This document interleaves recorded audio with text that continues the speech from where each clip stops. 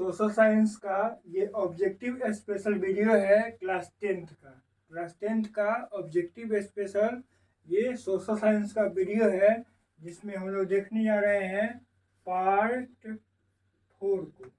इससे पहले हम लोग 3 पार्ट तक वीडियो को कवर कर चुके हैं सोशल साइंस में, जिसका टारगेट है कि 40 में 40 जो बोर्ड के एग्जाम में क्वेश्चन पूछे जाते हैं वो ऑब्जेक्टिव आप बहुत ही आसानी से और इन्हीं वीडियो से सभी का सभी प्रश्न आप सॉल्व कर लें, उसका पूरा ध्यान रखा गया है। हिस्ट्री से शुरुआत करते हैं। हिस्ट्री का 5 टॉपिक को शुरू करते हैं। यूरोप का मरीज किसे कहा गया है? तो तुर्की को। यूरोप का मरीज किसे कहा गया है? तुर्की को। और यूरोपीय सभ्यता का पालना यूनान को कहा जाता है। दोनों प्रश्न एग्जाम में बहुत बार पूछा गया है और ये पूछा जा सकता है। The history of loss of Vietnam. The history of the loss of Vietnam के लेखक कौन है? यह एक पुस्तक है। The history of loss of Vietnam पुस्तक के लेखक कौन है? तो वह है फान बोई चाउ है। नोट कर लीजिएगा नोट्स में, Phan Boi Chau the history of loss of Vietnam के लेखक हैं फान बोई चाउ। चलिए आगे बढ़ते हैं। प्रथम इंटरनेशनल इस प्रकार से 3 बार इंटरनेशनल सम्मेलन हुआ। यह एक अंतर्राष्ट्रीय संघ था, 3 बार हुआ। पहला इंटरनेशनल 1864 में हुआ था लंदन में। पहला इंटरनेशनल 1864 में कहाँ हुआ था? लंदन में। और दूसरा इंटरनेशनल 1889 में हुआ था पेरिस में, फ्रांस की राजधानी पेरिस में। और पहला हुआ है लंदन में, पहला इंटरनेशनल। यह एक अंतर्राष्ट्रीय संघ था। और तीसरा हुआ था जो सबसे अंतिम है 1919 में। कहाँ पे? तो मॉस्को में। कहाँ पे?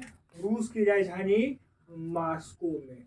ये 3 इंटरनेशनल याद रखने हैं। 1919 में हुआ था तीसरा। अब हम लोग बढ़ते हैं 5वें फैक्ट की तरफ, लेनिन की तरफ। इससे पहले हम लोग मेटरनी को कवर कर चुके हैं, गैरीबाल्डी को कवर कर चुके हैं, मेजनी को कवर कर चुके हैं। 3 पर्सनालिटी को कवर किया जा चुका है हिस्ट्री का। अब ये चौथा पार्ट है जिसमें हम लोग लेनिन को कवर करेंगे। लेनिन से संबंधित जो भी फैक्ट्स पूछे जाते हैं एग्जाम में वह सब या इसमें क्लियर कर दिया जाएगा।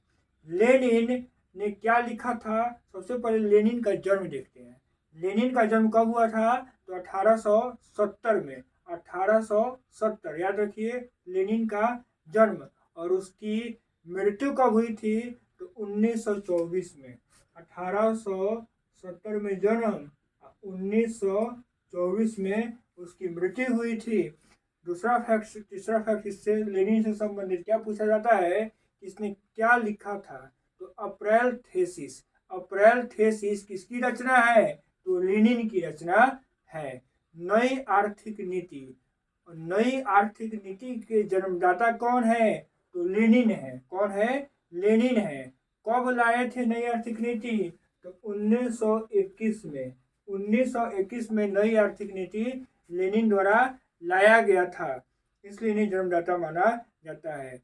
रूस की बोल्शेविक क्रांति के नेतृत्व किसने किया था? रूस में बोल्शेविक क्रांति हुआ था, जिसका नेतृत्व किसने किया था? तो लेनिन ने किया था। और ये बोल्शेविक क्रांति कब हुआ था? तो नवंबर 1917 में। नवंबर 1917 में बोल्शेविक क्रांति हुआ था। ये भी परीक्षा में बहुत पूछा जाता है। लेनिन भूमि, शांति और रोटी का नारा दिया था। भूमि, शांति और रोटी का नारा किसने दिया था? परीक्षा में क्वेश्चन आता है भूमि, शांति और रोटी का नारा किसने दिया था? तो लेनिन ने दिया था। और क्या बात है इससे संबंधित?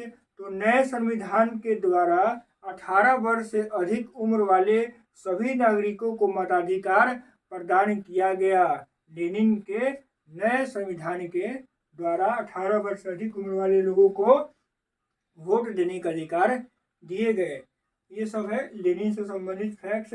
जन्म कब हुआ, मृत्यु कब हुआ, नई आर्थिक नीति कब लागू किया और बोल्शेविक क्रांति 1917 में हुआ। ये सब प्रश्न अप्रैल थीसिस सब लेनिन से संबंधित है। ज्योग्राफी की तरफ हम आगे बढ़ते हैं। डाकुओं की अर्थव्यवस्था से क्या मतलब है? तो संसाधनों का जब विदोहन होता है तो उसी को डाकुओं की अर्थव्यवस्था कहा जाता है। जब संसाधनों का गलत तरीके से अंधाधुंध दोहन होता है तो उसी को हम लोग कहते हैं डाकुओं की अर्थव्यवस्था। बिना सोचे समझे संसाधनों का जब दोहन होता है तो उसको कहते हैं लोग डाकुओं की अर्थव्यवस्था।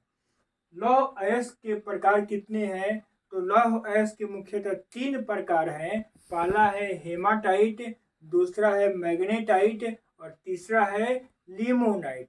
हेमाटाइट, मैग्नेटाइट और लिमोनाइट, ये 3 अयस्क हैं, लौह अयस्क हैं जो महत्वपूर्ण है। मैग्नीज के उत्पादन में भारत का स्थान तीसरा है। मैग्नीज के उत्पादन में भारत का स्थान तीसरा है और 1 टन इस्पात बनाने में 10 केजी मैग्नीज लगता है। ये भी प्रश्न पूछा जाता है कि 1 टन इस्पात बनाने में कितना केजी मैग्नीज लगता है? तो 10 केजी लगता है, याद रखिएगा। सीमेंट और भारत में प्रथम स्थान पे मैग्नीज के उत्पादन में कौन है? तो उड़ीसा है। दुनिया में भारत तीसरा स्थान पे है और भारत में पहला राज्य कौन है? तो उड़ीसा है मैग्नीज के उत्पादन में। सीमेंट उद्योग का कच्चा माल, ये भी प्रश्न आप बहुत बार देखे होंगे जो ज़्यादा पूछा जाता है। सीमेंट उद्योग का कच्चा प्रमुख माल क्या है? तो चूना पत्थर है। क्या है? चूना पत्थर है। कहवा का कौन कौन किस्म होता है? तो कहवा का 3 किस्म याद रखिएगा, arabica, liberica, robusta. Arabica, liberica, robusta. Arabica, liberica, robusta, note कर लीजिएगा, नोट्स में ये पूछा जाता है कहवा का किस्म। आगे बढ़ते हैं हम लोग पॉलिटिकल साइंस के 5 अच्छे फैक्ट्स को देखते हैं। पंचायती राज व्यवस्था की शुरुआत कहाँ से हुई और कब हुई? तो 1952 से हुई। कब से हुई? 1952 से हुई। राजस्थान के नागौर जिले से। राजस्थान के नागौर जिले से इसकी शुरुआत हुई। 1952 में हुई पंचायती राज व्यवस्था की शुरुआत। भारतीय संविधान में 8वीं अनुसूची में कुल कितनी भाषा है? तो 22 भाषा है। कितने भाषा है? 22 भाषा है। जब संविधान बना तो उस समय 14 भाषा था। बाद में ऐड होते होते संविधान संशोधनों के द्वारा अब यह वर्तमान में कितना हो चुका है? तो 8वीं अनुसूची में 22 भाषा को दर्ज किया गया है। भारत में राज्य पुनर्गठन आयोग की स्थापना कब हुई? तो 1956 में हुई। 1956 में हुई राज्य पुनर्गठन आयोग की स्थापना। इससे पहले एक फैक्ट यहाँ पे छूट गया है, इसको देखते हैं हम लोग। स्थानीय स्वशासन, स्थानीय स्वशासन किस आर्टिकल में है? तो वह है आर्टिकल 40 में है। और आर्टिकल 40 किस भाग में पड़ता है? तो चौथे भाग में पड़ता है और उस भाग का नाम है नीति निर्देशक तत्व। उस भाग का नाम है नीति निर्देशक तत्व।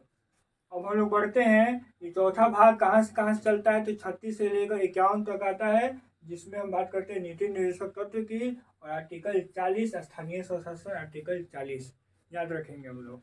भारत में राज्य पुनर्गठन आयोग, भारत में राज्य पुनर्गठन आयोग 1956 पहले बता चुके हैं, रिवीजन कर लीजिए। राज्यों का गठन का क्रम देखिए। 2000 ईस्वी में 3 राज्यों का गठन हुआ। 2000 ईस्वी में 3 राज्यों का गठन हुआ और नवंबर के महीने में, कब? तो नवंबर के महीने में 1 नवंबर, 9 नवंबर और 15 नवंबर, याद रखेंगे। 1 नवंबर को छत्तीसगढ़, 1 नवंबर 2000 को छत्तीसगढ़ मध्य प्रदेश से अलग होकर नया राज्य बना। और यूपी से, उत्तर प्रदेश से अलग होकर नया राज्य बना 9 नवंबर को। 9 नवंबर को कौन बनता है? तो उत्तराखंड। उत्तराखंड उत्तर प्रदेश से अलग होकर नया राज्य बनता है। और 15 नवंबर 2000 को झारखंड बनता है तीसरा राज्य। तो 3 राज्य हुए, 1 नवंबर 2000 को छत्तीसगढ़ और 9 नवंबर 2000 को उत्तराखंड और 15 नवंबर 2000 को झारखंड बिहार से अलग होकर नया राज्य बना। इस प्रकार हम लोग याद रखेंगे छत्तीसगढ़, उत्तराखंड और झारखंड, ये 3 राज्य हैं। अब इकोनॉमिक्स आते हैं हम लोग। एटीएम का फुल फॉर्म क्या है? तो automatic teller machine. Automatic teller machine ATM का फुल फॉर्म है, जो एग्जाम में पूछा जाता है, उसको आप याद रखेंगे। मार्शल ने मुद्रा के संदर्भ में 2 कथन कहा है जो बहुत ही महत्वपूर्ण है। वह कथन देकर पूछ लिया जाता है कि यह कथन किसका है, ऑप्शन देकर। तो याद रखिएगा कि आधुनिक युग की प्रगति का श्रेय मुद्रा को है। आधुनिक युग की प्रगति का श्रेय किसको दिया जाता है? तो मुद्रा को दिया जाता है। यह कथन किसका है? तो मार्शल का है। याद रखेंगे मार्शल ने पहला कथन क्या कहा? तो कहा कि आधुनिक युग की प्रगति का श्रेय मुद्रा को है। और दूसरा कथन है इनका कि मुद्रा वह धुरी है जिसके चारों ओर अर्थ अर्थ अर्थ विज्ञान घूमता है। मुद्रा वह धुरी है जिसके चारों ओर अर्थ विज्ञान घूमता है। अर्थ विज्ञान, अर्थ का मतलब होता है पैसा और विज्ञान। तो मुद्रा वह धुरी है जिसके चारों ओर अर्थ विज्ञान घूमता है, यह मार्शल का कथन है। और आधुनिक युग का प्रगति का श्रेय मुद्रा को जाता है, यह भी मार्शल का ही कथन है।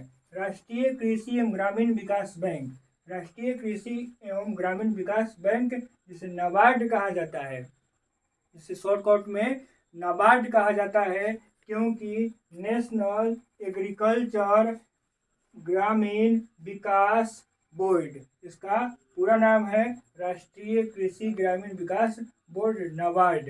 नाबार्ड की स्थापना 12 जुलाई 1982 को हुई।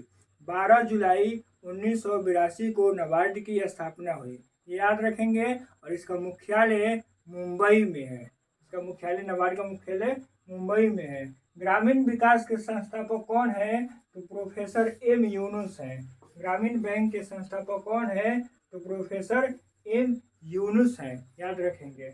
और सिलिकॉन शहर किसे कहा जाता है? भारत का किस शहर को सिलिकॉन शहर कहा जाता है? तो बेंगलुरु को कहा जाता है। बेंगलुरु को सिलिकॉन शहर के नाम से हम लोग जानते हैं। ये पार्ट 4 कंप्लीट हुआ। इस तरीके से हम लोग पार्ट 4 तक कंप्लीट कर लिए। सोशल साइंस का ऑब्जेक्टिव का यह वीडियो है जो आपके एग्जाम को मजबूती प्रदान करेगा।